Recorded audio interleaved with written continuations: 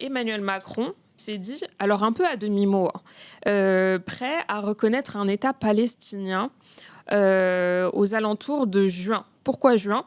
Parce que il coprésidera une rencontre à l'ONU. Du coup, la France pourrait éventuellement reconnaître l'État palestinien, ça serait dans un peu plus d'un mois. Ça a été une déclaration faite, je vous l'ai dit, un peu à demi-mot, au micro de France 5. Je vous mets tout de suite la vidéo. Pour Gaza, le retour de la paix et de la sécurité, l'humanitaire et une solution politique. On doit aller vers une reconnaissance. Et donc, dans les prochains mois, on ira. Et je ne le ferai pas pour l'unité ou faire plaisir à tel ou tel. Je le ferai parce que je pense qu'à un moment donné, ce sera juste.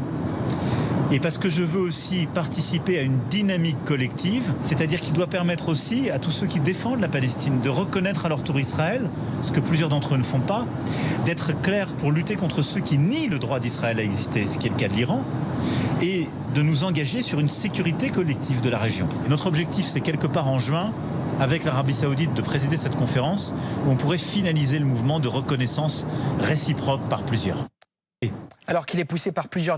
Alors l'année dernière, il y a déjà plusieurs pays qui ont passé le pas, comme l'Irlande ou l'Espagne.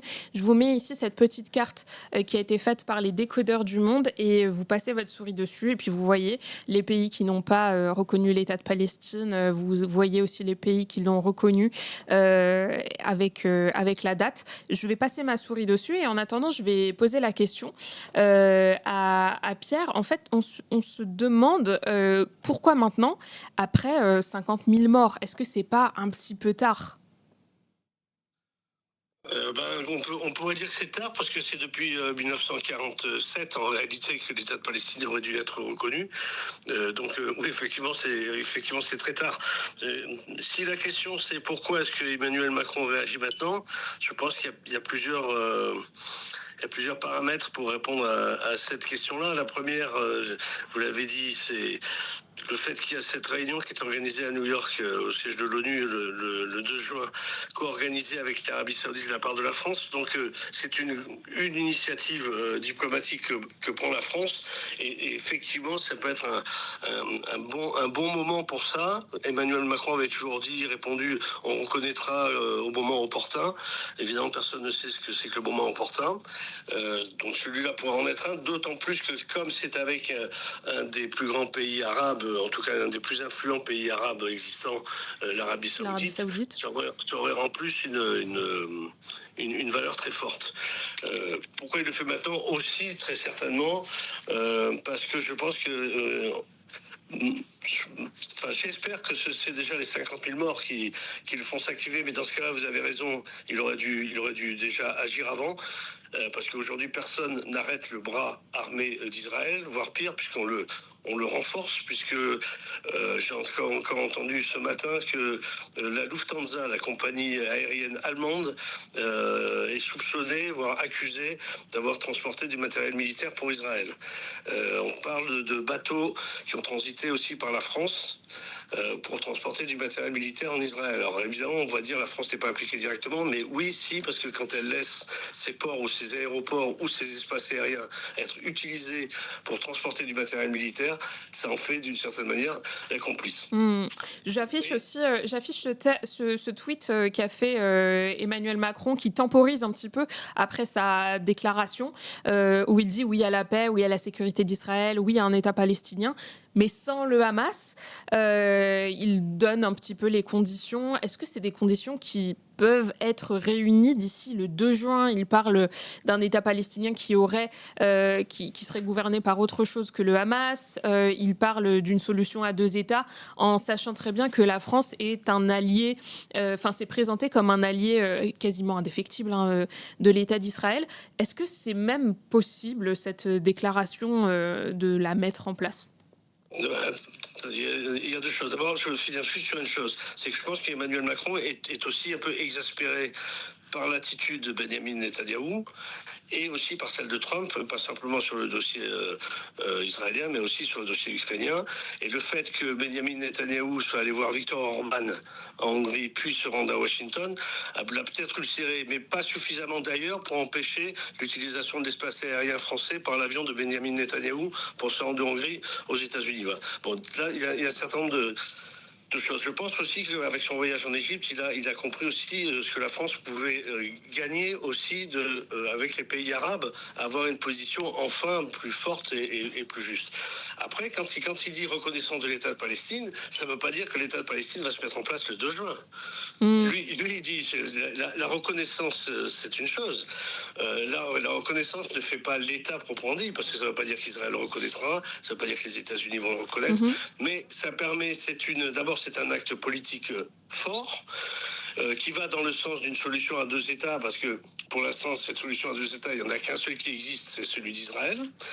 Et que cette solution à 2 États, elle est de plus en plus difficile à appliquer, dans la mesure où la colonisation se poursuit, l'occupation se poursuit, et le nettoyage ethnique en Cisjordanie et le génocide à Gaza. Donc voilà, c'est une façon aussi de poser les choses et d'encourager les Palestiniens. Après, une fois qu'il a dit ça, on dirait qu'il fait un pas en arrière immédiatement en disant oui, mais il ne faut pas qu'il y ait le Hamas. Mais il ne s'agit pas de défendre ou pas défendre le Hamas ici. Mais si quelqu'un venait de l'extérieur de la France en disant ok, nous on veut bien qu'il y ait tel gouvernement en France, mais on ne veut pas qu'il y ait... Je me souviens de Ronald Reagan dans les années 80 qui disait que s'il y avait des ministres communistes, les chars soviétiques allaient entrer en France, et donc qu'il ne fallait pas qu'il y ait de ministres communistes. C'est profondément inacceptable. C'est aux Palestiniens avant tout de décider de ce qu'ils veulent, parce que si immédiatement il met un holà, ça va être quand même très très compliqué vu la situation des Palestiniens. Parce que les Palestiniens sont encore une fois sous occupation et que la vie politique palestinienne, elle est quand même très très compliquée, y compris d'un point de vue pacifique ou d'un point de vue démocratique. Donc il fait un pas en avant et 2 pas en arrière en quelque sorte. C'est trop complexe en tout cas de le poser comme ça comme condition. Comment ? C'est trop complexe, en tout cas, de le poser comme ça, comme condition à la reconnaissance française. Et puis, on nous pose la question dans le chat, d'ailleurs, parce que le chat, on lit vos questions et on y répond. Donc, n'hésitez pas si vous avez envie d'en savoir un peu plus. Il y a Viviane Anas qui nous dit... Qu'est-ce que ça change, en fait, la reconnaissance de l'État palestinien par la France, puisque, comme tu l'as très bien dit, la reconnaissance ne crée pas un État. Donc, qu'est-ce que ça changerait que la France reconnaisse l'État de Palestine ? En quelques mots, hein, on a déjà fait long sur la Palestine et il y a beaucoup de questions. D'accord. Ce que ça va changer, c'est le fait que la Palestine pourra avoir toutes les prérogatives d'un État et que la France pourra pousser pour ça. Ça, c'est la première chose.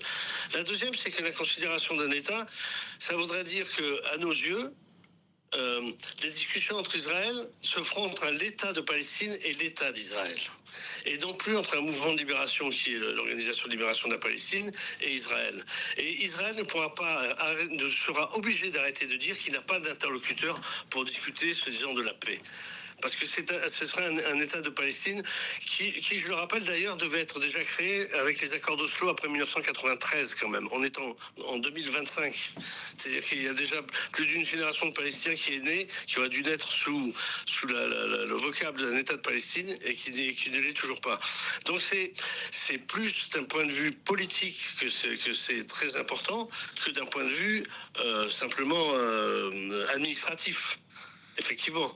Mais cet acte politique est très fort. D'ailleurs, la meilleure preuve, c'est que Benjamin Netanyahou et Israël font tout pour qu'il n'y ait pas de reconnaissance de l'État d'Israël. Donc ça montre bien que ça les gêne. De Palestine. Qu'il n'y ait pas d'État de Palestine. Donc ça veut dire que ça les gêne dans la façon de redire. Le partage de l'ONU en 1947 avait prévu 2 États. Pour l'instant, il n'y en a qu'un qui existe. Nous décidons de reconnaître le deuxième. Et ça, c'est un acte très fort sur la voie d'une solution à 2 États. J'ai envie de me tourner vers toi, Christophe. Comment le prendraient les États-Unis si la France venait à l'ONU à parler de reconnaissance d'un État palestinien ? Comment est-ce que ça pourrait, on va dire, accroître des tensions diplomatiques ? Oui, les États-Unis, le président des États-Unis. Bien sûr, oui, c'est différent. Oui, je fais toujours une distinction C'est quand on vrai, parle d'un pays c'est important d'en parler. entre la population et les... clairement, Donald Trump, tu as montré la carte tout à l'heure. 150 pays ont reconnu l'État de Palestine. Et parmi les peu d'États qui ne le reconnaissent toujours pas, on voit très clairement, il y a l'Europe.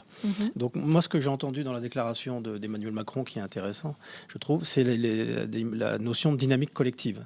Forcément, la France, qui est une puissance, une ancienne puissance coloniale, mais aussi une puissance qui est membre du Conseil de sécurité de l'ONU, que la France reconnaisse l'État de Palestine, forcément, ça peut créer une dynamique collective.